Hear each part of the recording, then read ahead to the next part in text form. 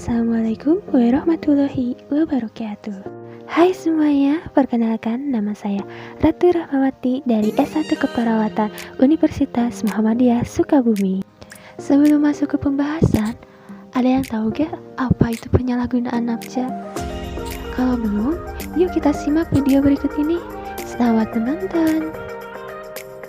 Nafsa atau narkotika, psikotropika, dan zat adiktif lainnya merupakan zat atau obat yang berasal dari tanaman ataupun bukan tanaman, sintetis ataupun semi-sintetis yang dapat menyebabkan perubahan kesadaran, hilangnya rasa, bahkan dapat menimbulkan ketergantungan.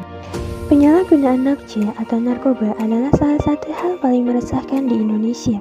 Pasalnya, narkoba ini sangat berpotensi merusak generasi muda bangsa. Secara umum, narkoba dibedakan menjadi 3 kategori utama berdasarkan efek yang berbeda-beda. Berikut jenis nafsa berdasarkan efek yang dihasilkan.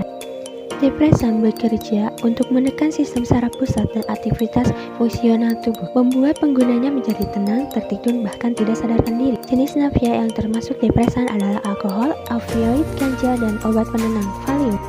Stimulan adalah kebalikan dari depresi, jadi mempercepat pesan yang dikirim ke dan dari otak, tak membuat penggunanya menjadi bersemangat dan bahagia. Jenis nafsa yang termasuk stimulan adalah amfetamin, ekstasi, dan kokain. Yang terakhir yaitu halusinogen adalah obat yang dapat mengubah persepsi tentang kenyataan, mendengar atau melihat sesuatu yang sebenarnya tidak ada dan tidak terjadi. Rasanya berbeda-beda tergantung pada suasana hati, pikiran, dan latar kehidupan. Jenis nafsa dalam kategori ini adalah LSD, magic mushroom, ekstasi, ganja dengan dosis tinggi. Efek samping obat terlarang dapat menimbulkan berbagai kerusakan pada tubuh, berupa gejala ringan ataupun kesehatan yang serius, dan dapat hampir mempengaruhi seluruh organ vital dalam tubuh. Berikut efek samping atau bahaya penyalahgunaan nafsa. Yang pertama, penyakit kardiovaskular.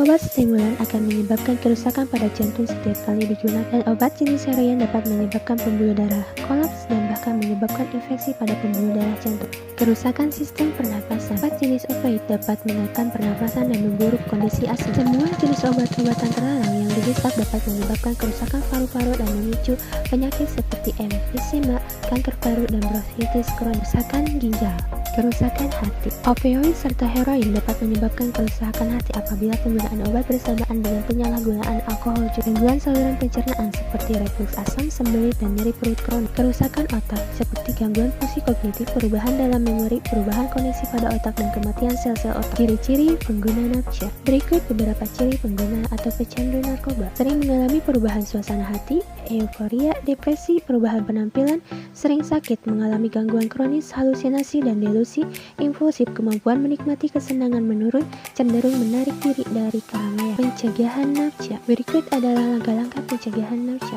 Yang pertama, pencegahan primer.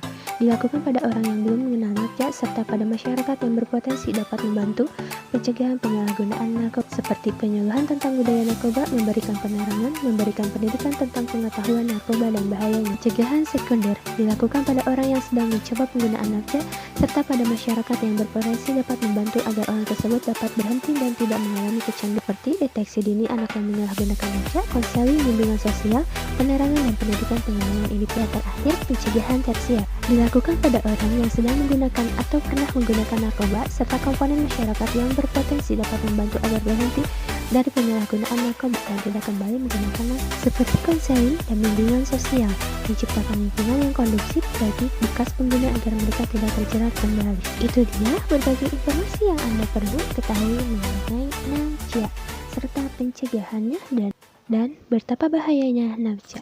Yuk ingetin semua teman-teman dan keluarga serta masyarakat di sekitar agar menjauhi narkoba. Mungkin segitu saja yang dapat saya sampaikan. Semoga berguna, bermanfaat untuk kita semua. Terima kasih. Wassalamualaikum warahmatullahi wabarakatuh. Sampai jumpa.